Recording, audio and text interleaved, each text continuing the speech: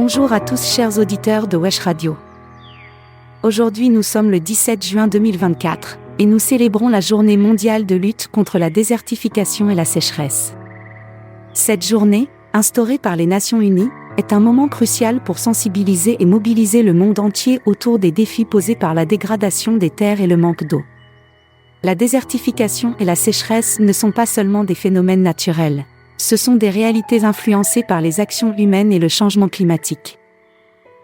Commençons par comprendre ce qu'est la désertification.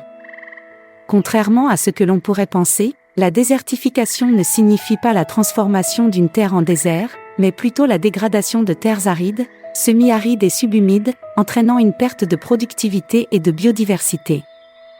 La désertification affecte la vie de millions de personnes dans le monde, notamment dans les régions les plus vulnérables comme l'Afrique subsaharienne, le Moyen-Orient et certaines parties de l'Asie et de l'Amérique latine. Le rôle de la sécheresse dans ce processus est également crucial. La sécheresse est un phénomène météorologique temporaire qui se caractérise par un déficit de précipitations sur une période prolongée, affectant gravement les systèmes hydrologiques et agricoles. Les sécheresses répétées peuvent entraîner des pertes économiques considérables, l'insécurité alimentaire et des déplacements massifs de population. Cependant, malgré l'ampleur de ces défis, il y a de l'espoir. Des initiatives locales et internationales sont en cours pour combattre la désertification et atténuer les effets de la sécheresse. Prenons par exemple le projet de la Grande Muraille verte en Afrique. Cette initiative ambitieuse vise à restaurer 100 millions d'hectares de terres dégradées d'ici 2030, créant ainsi des millions d'emplois et absorbant des millions de tonnes de dioxyde de carbone. Ce projet montre que, avec la volonté politique et l'engagement des communautés locales, des solutions durables peuvent être trouvées.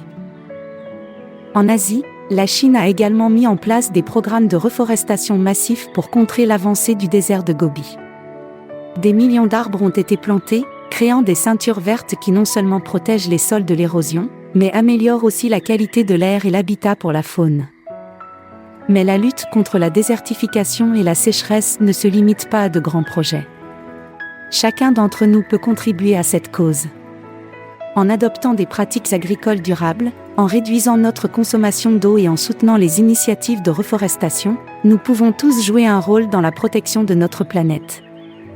Les techniques d'agroforesterie, qui combinent arbres et cultures, sont particulièrement efficaces pour améliorer la productivité des sols et conserver l'eau. De plus, les technologies innovantes jouent un rôle de plus en plus important. L'utilisation de drones pour surveiller la santé des sols et des cultures, les systèmes d'irrigation goutte à goutte qui réduisent le gaspillage d'eau, et les cultures résistantes à la sécheresse sont autant d'outils qui peuvent aider à créer un avenir plus résilient. Il est également essentiel de promouvoir l'éducation et la sensibilisation. Les communautés locales doivent être informées des meilleures pratiques de gestion des terres et de l'eau.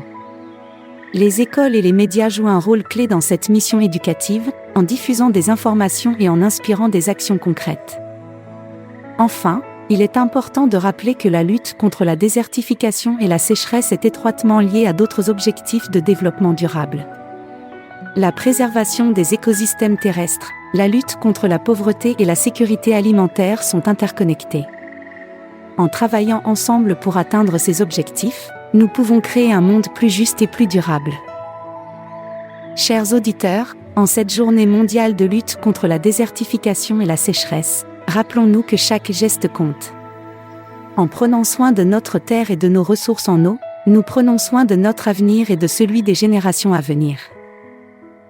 Merci de votre attention et à demain pour un autre message positif.